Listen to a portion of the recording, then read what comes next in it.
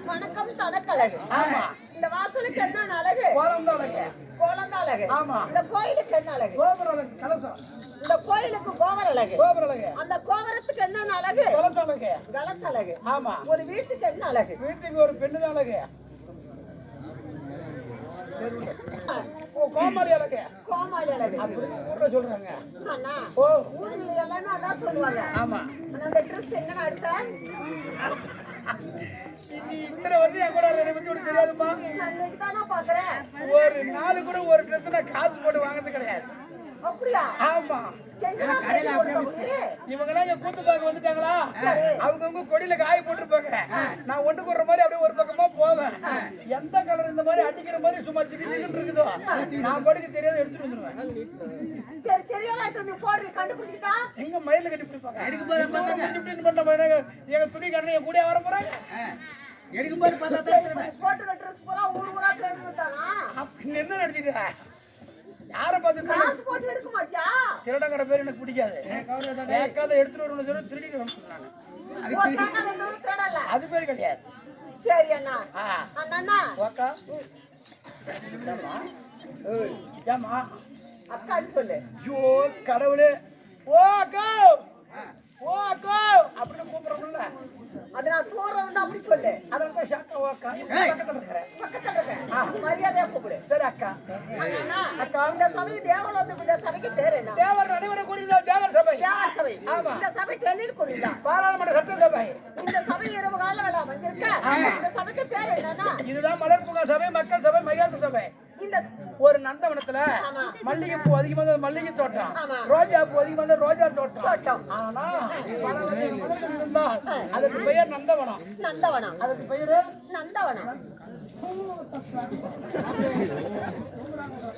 அந்த பழமொழி அது ஆனா இந்த சபை அதாவது தீர ஒளியும் தெய்வ சபையா யாருடைய அனுகரித்தல் சபை அப்படியா இருக்கிறது? இரண்டாவது வாழை சேர்ந்த ஊர் இரண்டாவது நாடகம். ஆமா முதல் நாடகம் விமர்சையா முடிஞ்சது. இரண்டாவது நாடகம் நம்ம நாடகம்னா இந்த பக்கம் ரசிகர் மக்கள் பூரா வந்திருக்கிறாங்க. ஆமா அருமை பொறுமை சபை இருக்கு இல்லையா? நம்முடைய தாய் தந்தைமார்களும் அண்ணன் தம்பிமார்களும் அக்கா தங்கைமார்களும் நம்ம கூட வந்த சகோதரி சகோதரர்களும் ஆமா இன்னும் அழகழகுல வந்திருக்காரு. இப்பேற்பட்ட தீப ஒளியும் தெய்வீக சபைக்கு நான் வந்தது. என் பேர் என்ன? என் நாடு நகர எப்படி? என்னை ஈண்ட தாய் தந்தை யாரு? என்னை 10 மாதம் 300 நாள் உத்தி கமலத்துல வைத்து சுமந்து கொண்டு நடுங்க தொடர் நடுங்க கும்பி எறிய கொண்டுபட்ட என்னை பெற்றது தாய் பேர் என்ன? அண்ணா நான் ஒரு தாயினுடைய அங்கத்துல பிறந்தவளா? நான் எப்படி பிறந்தவள் சொல்லட்டா?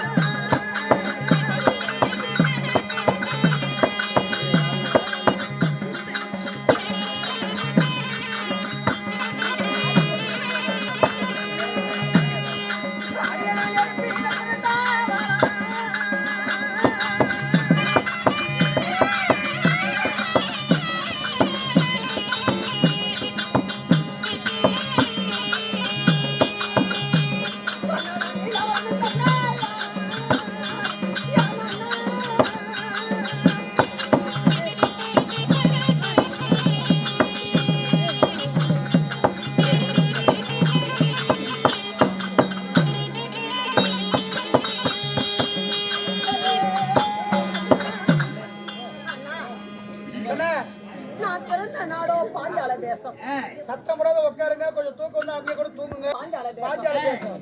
பாஞ்சால தேசத்தில் அகத்தோடு பரிமளம் செய்யக்கூடிய என் தந்தையோ பாஞ்சால ராஜன், என் தாயோ கோகிலாதேவி இருவருக்கும் ரொம்ப நாளா குழந்தை இல்லைன்னு சொல்லி எங்க அரமனைக்கு முன்பதாக ஆள குழி வெட்டி அக்கினி நெய் ஊட்டி யாக வளர்த்தாராம்.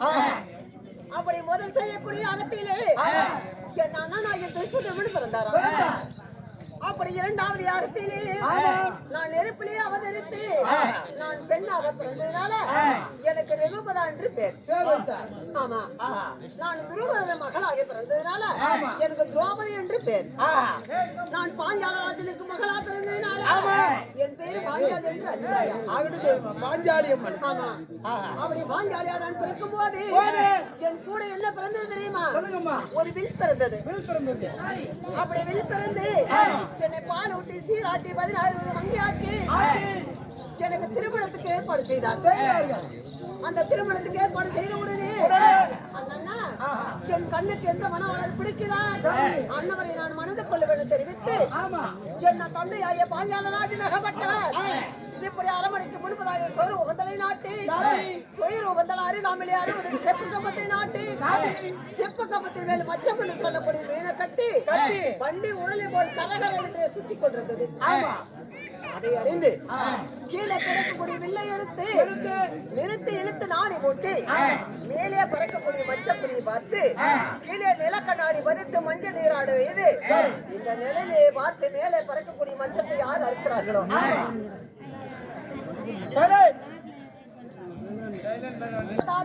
தந்தையாவே பாஞ்சாலராஜன் நிறுவத்தை விட்டார். அந்த நிறுவத்தை பார்த்து டெல்லி மாநகரை ஆண்டு வரக்கூடிய கொடி அரவ கொடி முடி அவனங்க அப்படி வெங்கல சராசனம் படைத்த துரியோதரன் கூட வெள்ள விளைத்தார் வளைக்க முடியவில்லை. அங்கதியாசாதிபதி ஆகிய குடைவெல்ல கர்ணன் வெள்ளை விளைத்தார் வளைக்க முடியவில்லை. அதன் பிறகு வெள்ளை விளைத்து ஆணி போட்டு மேலே பறக்கக்கூடிய மச்சப்பொடி அறுத்து இந்த மங்கையை மாலை இட்டவர் யார் தெரியுமா? சொல்லட்டா?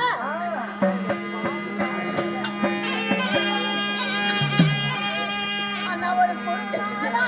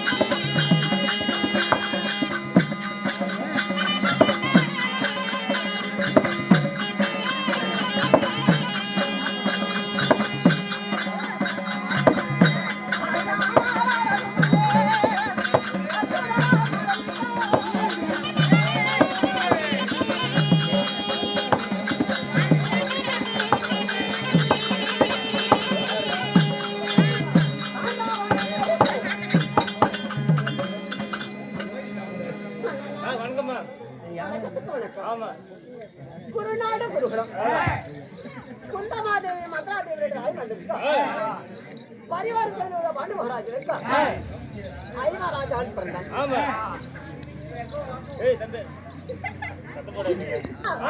ஐவராஜாக்கள் பிறந்து 2 பேத்துக்கு இவராக 2 பேத்துக்கு மூத்தவராகி வீர வீரபுரத்து விழுந்து சந்திரவதிலே பிறந்து பாண்டாவோட தகனம் செய்த காண்டீர் அர்ஜுனன் தான் கீழே கிடக்கக்கூடிய வில்லை எடுத்து நிறுத்தி இழுத்து நானே மூட்டி மேலே பறக்கக்கூடிய மச்சக்குடியை அறுத்து இந்த மங்கையை திருமணம் செய்தார்.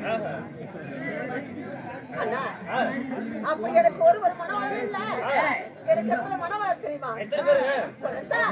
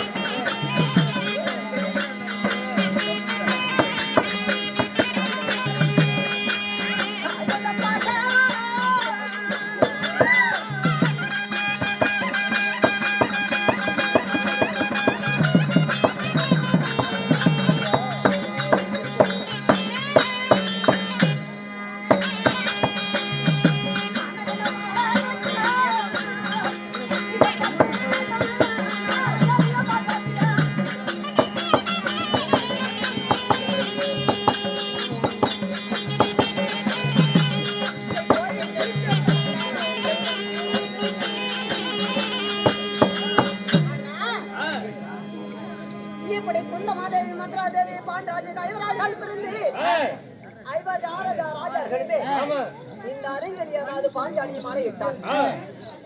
அப்படி மாலையிட்டு எனக்கு மாலையிட்ட நாள் முதல் என்ன சோமானது தெரியுமா?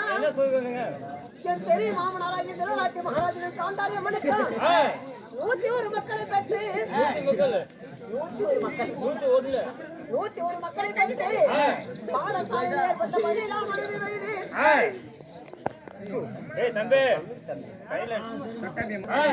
பகலிலே தோத்தவர்கள் 12 ஆண்டு வனவாசம், ஒரு வருடம் உருவதேவ அஞ்ஞானவாசம் கிடைக்கணும்னு சொல்லி கெட்டணம் படைத்த மட்டிலா துரியனோட